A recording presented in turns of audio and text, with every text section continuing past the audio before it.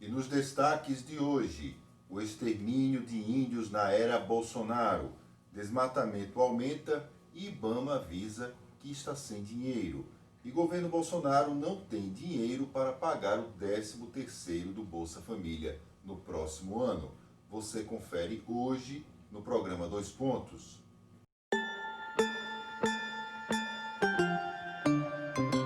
Olá, como vão todos? Está começando o programa Dois Pontos aqui pela Repórter Nordeste TV, iniciativa do portal repórternordeste.com.br. Aqui do meu lado, a cientista social e escritora Ana Cláudia Laurindo, e a gente vai conversar um pouco a respeito de alguns assuntos que circulam pelas redes sociais e também são destaques nos jornais, como, por exemplo, o extermínio de índios na era Bolsonaro. Nós fizemos, Ana Cláudia, na Repórter Nordeste TV, no programa Provocação, uma entrevista com o indigenista Jorge Vieira, que também é professor, e ele falava exatamente, e ele falou, aliás, exatamente a respeito dessa política genocida que é levada adiante pelo governo Jair Bolsonaro, que não preserva vidas, e as vidas também mais prejudicadas em todo esse processo, principalmente que a gente vê hoje na pandemia,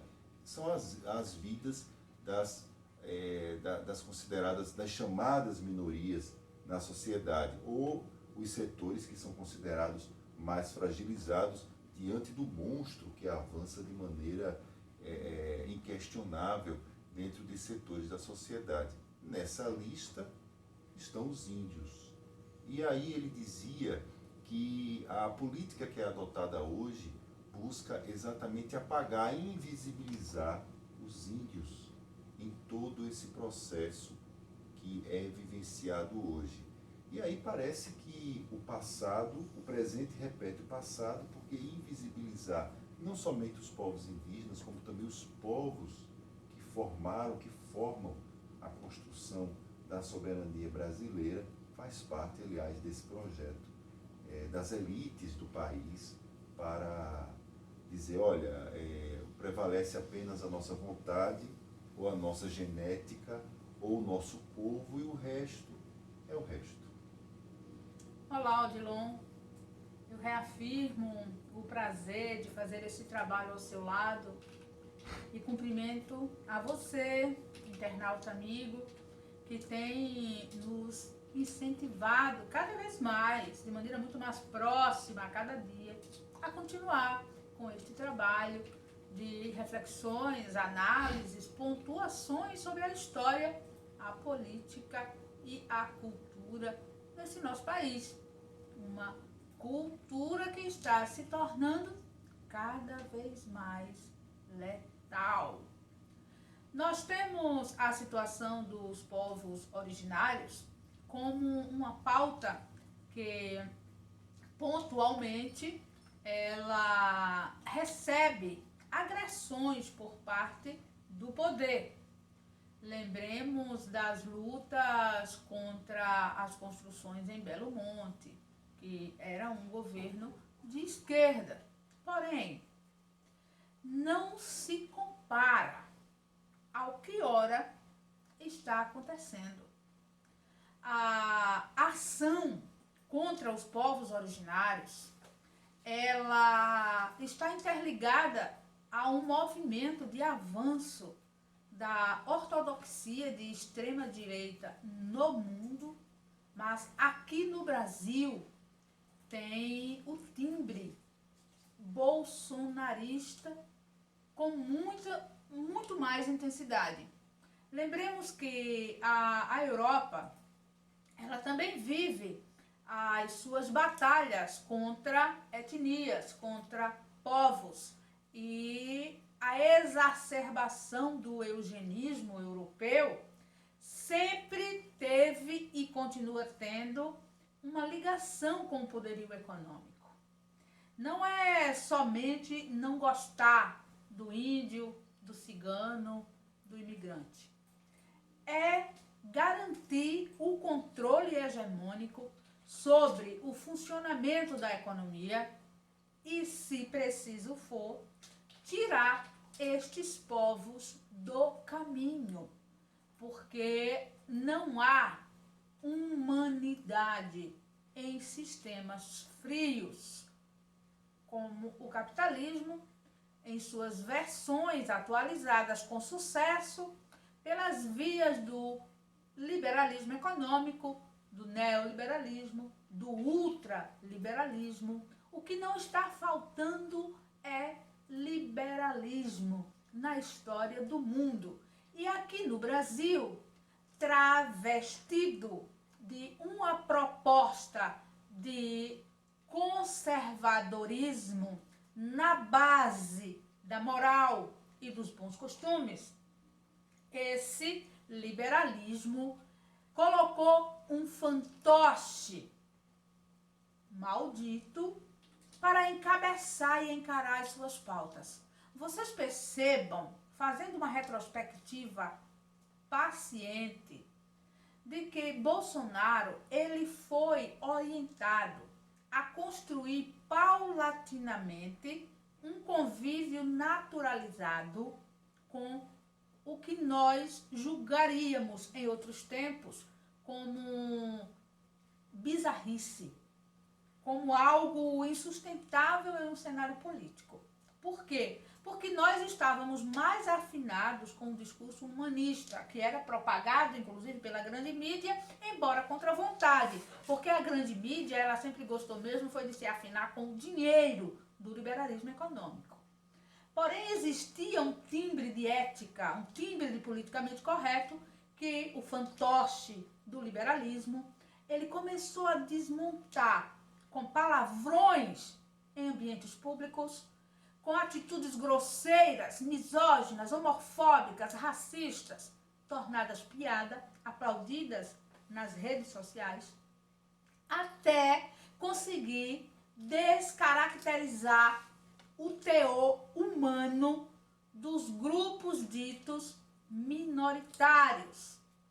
As afirmativas de Bolsonaro sobre os povos originários transformarem-se em brasileiros comuns, ou seja, povo sem direito, porque é muito interessante como o brasileiro comum, ele é um povo sem direitos, que Bolsonaro tem investido nessa transmutação. Olha, os povos originários, eles foram colocados como povos com alguns direitos justamente porque eles tiveram mais de 90% das suas terras roubadas pela colonização, pelo poderio econômico. Então, para que eles não ficassem inteiramente à deriva, foram construídas leis de proteção aos direitos dos povos originários, assim como depois as proteções aos povos quilombolas e uma luta de minorias para garantir-se diante da investida do poder hegemônico contra elas, a partir dos seus territórios. Territórios enquanto propriedade, enquanto matéria, enquanto ambição econômica em cima daquilo que lhes é próprio e necessário à vida. Desse modo, temos que fazer este link.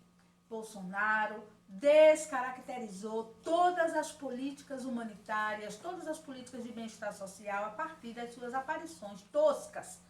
E, paralelo a isso, a investida da religião catequética de timbre evangélico nas aldeias. O enfraquecimento destes povos, ele foi construído de maneira urdida.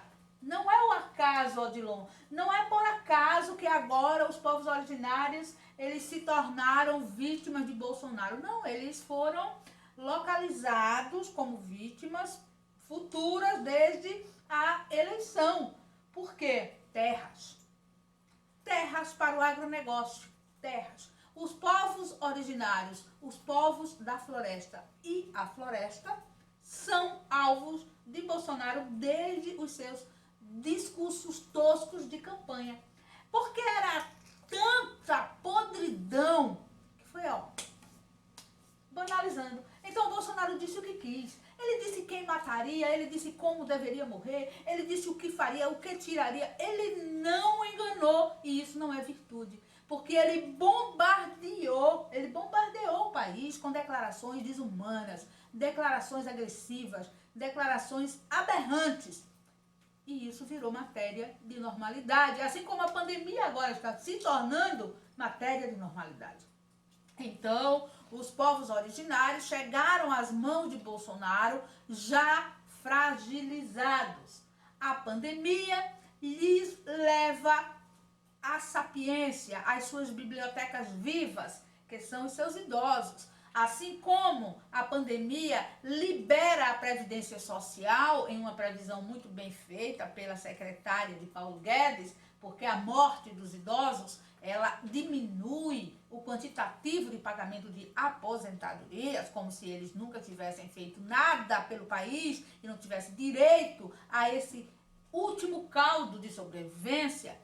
As aldeias, elas estão também perdendo não somente a sabedoria das plantas, das águas, da terra, elas estão perdendo seus pilares de referência. Referência de resistência, referência de luta. Olha, a perda, ela se dá em vários âmbitos com todos os povos brasileiros, inclusive conosco, que somos o resultado da miscigenação desses povos. Nós também estamos perdendo em vários ângulos. Os índios perdem em vários ângulos, os negros perdem em vários ângulos, porque com o liberalismo instalado em uma associação com o fundamentalismo religioso e com o fascismo que Bolsonaro representa, não há outra consideração a fazer que não seja essa. Porém, não devemos parar nisso. É necessário que a sociedade brasileira movimente energias contrárias, porque, Odilon, não existe na história do mundo uma hegemonia sem contra-hegemonia. Sempre existiram respostas. As agressões, elas sempre provocaram, ao longo da história humana, respostas de defesa. Mesmo que essas respostas, elas às vezes tenham se dado de maneira também violentas. O que Bolsonaro está fazendo é estimular, sim, a violência. E nesse rastro da questão indígena no Brasil, o presidente Jair Bolsonaro agora diz, aliás, agora não, ele repete a afirmação, segundo ele mesmo apurou, diz que a floresta está pegando fogo, por exemplo, o Pantanal está pegando fogo, porque é o índio que chega lá e está, o índio caboclo, e além da geração espontânea de fogo na floresta para o registro das cenas que nós estamos presenciando na região do Pantanal. O fogo, aliás, conseguiu dominar o noticiário brasileiro de tal forma que nós estamos em meio a uma pandemia e os jornais, Ana Cláudia, não sabem o que é pior. Se é continuar cobrindo a tragédia da pandemia ou se continuar observando a tragédia da destruição de uma parte do território nacional pelo fogo. Segundo o presidente Bolsonaro, esse tipo de situação, ou seja, o fogo na floresta, é causado pelo índio, pelo caboclo ou simplesmente pela geração espontânea. Essa é a versão dele. Mas, pelas investigações até agora levadas adiante pela Polícia Federal, pelo menos 5 fazendeiros são apontados como responsáveis pela destruição de 25 mil hectares do Pantanal. E as informações dão conta de que já são mais de 1 milhão de hectares destruídos na floresta, no caso, naquela parte do nosso Brasil.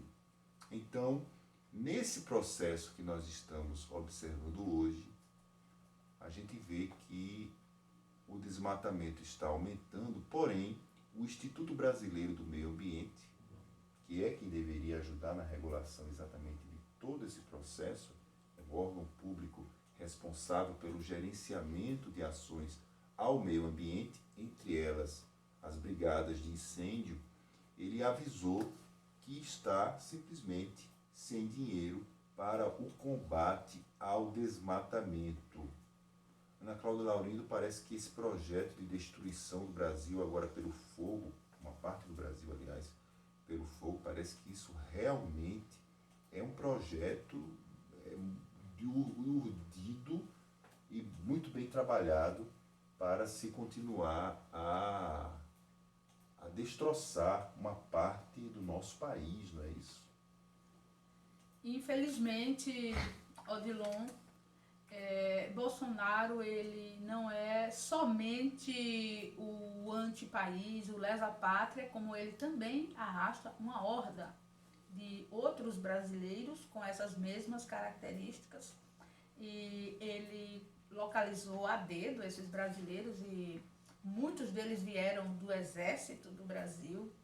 E ele foi loteando os órgãos públicos de caráter essencial para o Brasil e colocou lá dentro exatamente os seus representantes, aqueles que pensam como ele, que agem como ele.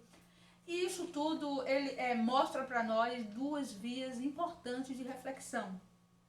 A primeira delas é que não adianta continuarmos negando a importância da política para a vida real. Nós, brasileiros, precisamos acordar, despertar e sair desse mau hábito de acreditar que política é somente um dia de eleição ou 2 meses de campanha. Não é, não. Política é a vida toda, é o tempo todo.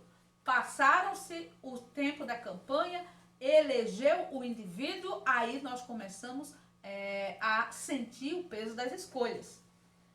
Bolsonaro, ele veio sim para roubar, matar e destruir. Aquela tríade que assusta os cristãos, porque diz que é o diabo que vai fazer isso, é o inimigo que vai fazer isso. Então os cristãos fundamentalistas acabaram materializando o seu próprio diabo no poder político. Política não é brincadeira. E aquele que veio para roubar, matar e destruir, usa de diversos artifícios, inclusive da doença, como é o caso da pandemia do coronavírus, que beneficiou aos interesses de Bolsonaro de maneira incrível. Talvez aqueles que são mais místicos digam que há uma afinidade de energia entre Bolsonaro e coronavírus. Eles casaram-se de maneira fantástica. Mas não é só. Os atributos da natureza também podem ser utilizados para destruir. Na dose certa, salva. Em uma dose maior, condena. Eis o uso do fogo para a destruição das florestas. Por que os índios iriam destruir a floresta? Por que os povos da floresta, os caboclos, os ribeirinhos, iriam destruir a floresta? Porque o povo que convive ali, que dali tira o seu sustento, vem das despensas da mata, vem das águas, as suas fontes proteicas, vem da harmonia da natureza, a sua forma de viver, por que eles fariam isso? O fato é que Bolsonaro, ele emplacou o direito de ser covarde em público. Ele emplacou o direito da mentira e transformar a mentira em notícia. Bolsonaro vem transformando a mentira em notícia desde 2018, de maneira frequente, de maneira diária. Tanto a imprensa quanto as redes sociais foram sim os veículos das mentiras de Bolsonaro. Ou traduzindo as mentiras como verdade, as fake news, ou denunciando a mentira, as fake news, como instrumento de manipulação das massas. Mas o fato é que todos nós contribuímos para espalhar as notícias mentirosas de Bolsonaro e as suas bizarrices, as suas grosserias, a sua má educação. Então, Bolsonaro pode dizer o ridículo que quiser, porque é ridículo chegar e acusar indígenas, ribeirinhos, caboclos, por um incêndio do bioma que lhe sustenta a vida, que é a seiva de suas vidas. Mas Bolsonaro diz isso impunemente, porque ele sabe que o cenário favorece a propagação, a manutenção da perturbação que as suas declarações elas trazem comumente. Enquanto isso, ele está sendo muito bem pago. O uso do cartão corporativo, inclusive, ninguém pode mais nem saber. Ele vive luxuosamente. Sua família muito bem servida. E nós aqui, ainda tentando encontrar os apoios, quem a gente vai aglomerar, sem ser presencialmente, porque a pandemia segue em curso, onde nós vamos encontrar recursos políticos e briga de personalidade, quem é mais esquerda, quem é menos esquerda, qual é a esquerda que quer ganhar, qual é a esquerda que vai perder.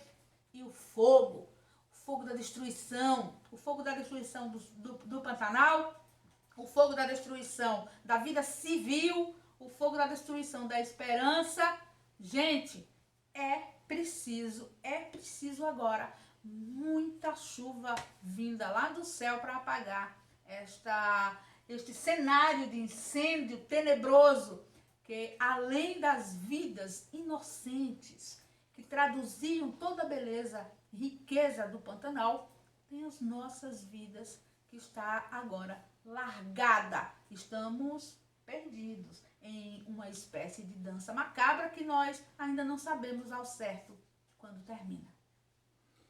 E olha, no rastro das discussões a respeito do fim do Renda Brasil e também uma outra ideia para recriar um plano com a cara do governo Bolsonaro na área social ou de redistribuição de renda, o orçamento do Bolsa Família para o próximo ano não prevê o pagamento do 13º aos que aderiram ao plano. Aliás, o pagamento do 13º é uma promessa de campanha do presidente Jair Bolsonaro, do então candidato a presidente Jair Bolsonaro, e agora o orçamento desse ano, que projeta o orçamento do outro ano, ou seja, de 2021, ele não prevê o pagamento desse 13º. Vai haver um incremento, segundo diz o orçamento, de 34,9 bilhões de reais para o Bolsa Família.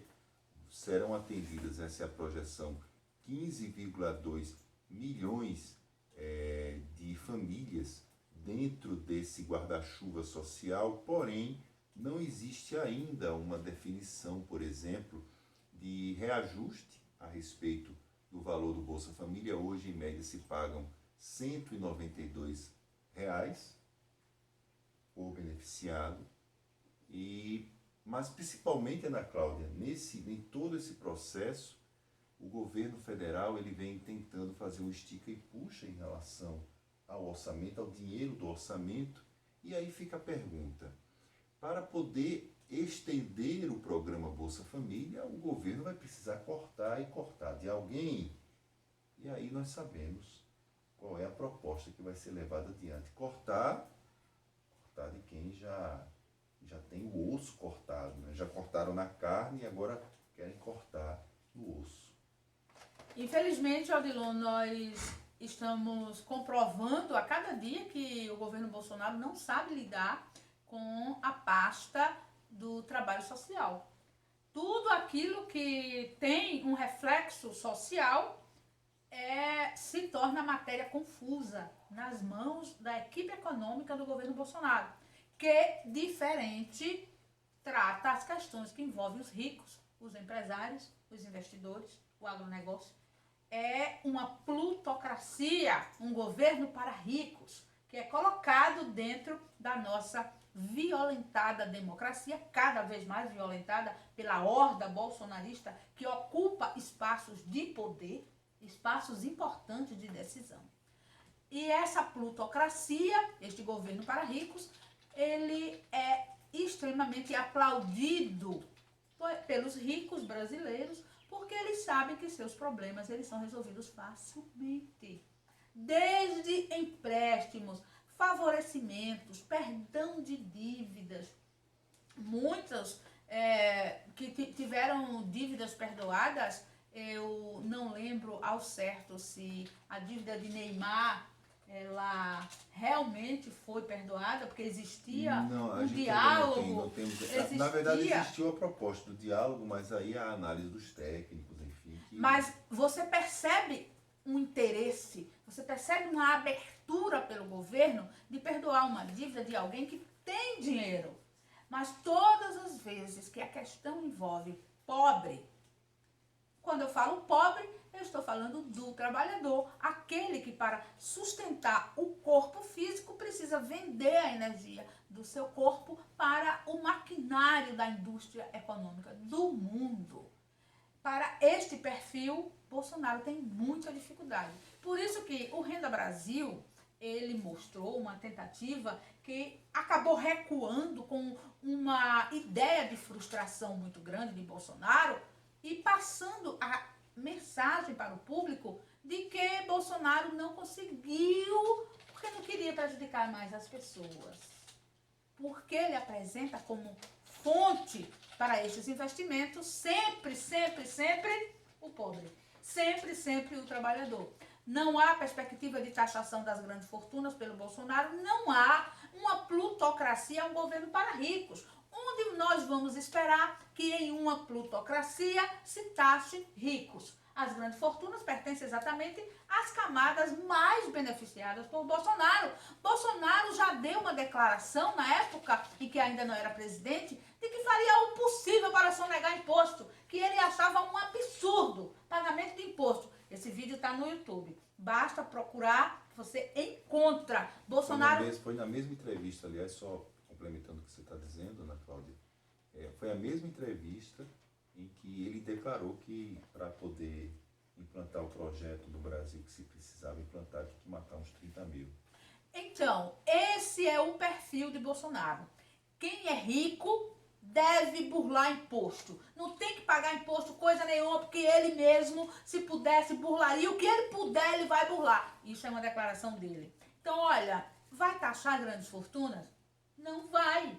Não vai. Então, Bolsa Família foi muito celebrado justamente pela camada afetada hoje pelas políticas de Bolsonaro, mas nós avisamos. Nós avisamos sim. Olha, este governo vai tirar o que você já tem. E Bolsonaro, para neutralizar esse discurso, anunciou o 13º do Bolsa Família e muitos beneficiários do Bolsa Família votaram nele por conta disso. Agora que nós já conhecemos a política de vai, vem, diz, não diz, faz, não faz, a desestabilização da própria narrativa de governo que Bolsonaro utiliza como instabilidade, uma forma de afetar a imprensa, uma forma de não dar plataforma de debate para a oposição. É uma estratégia inteligente do ponto de vista do governo de necropolítica que ele implementa, tá? É uma estratégia inteligente desse ponto de vista. Então, pode ser que ele realmente pague o 13º desse ano do Bolsa Família, mas já começa a se liberar. Já elegeram ele, afinal de contas. Ele já é o presidente. O cartão corporativo já está nas mãos dele. Ele pode burlar o que ele quiser. Inclusive, ele tenta impedir que leis que, de algum modo, já tentaram disciplinar a sua conduta enquanto cidadão infrator, elas nem existam mais. Então, Bolsonaro faz sim o que quer, ele é um governo irresponsável, ele é um governo da morte, mas a pauta social ela vai continuar sendo um calo no pé de Bolsonaro, vai. E nós vamos continuar aqui, fazendo essas análises, chamando você para pensar conosco, dar a sua contribuição também. Fortalece a voz da imprensa independente, porque daqui a pouco tempo vai ser a única voz da qual o povo vai dispor. E olha, com essa finalização de Ana Cláudia Laurindo, nós estamos encerrando o nosso programa Dois Pontos aqui pela Repórter Nordeste TV, iniciativa do portal repórternordeste.com.br. Antes de encerrar esse vídeo, deixa lá o seu joinha na nossa programação também, do nosso site. Lembrando que nós estamos com as nossas análises diárias aqui pelo portal Repórter Nordeste também. Muito grato a você e Até a próxima.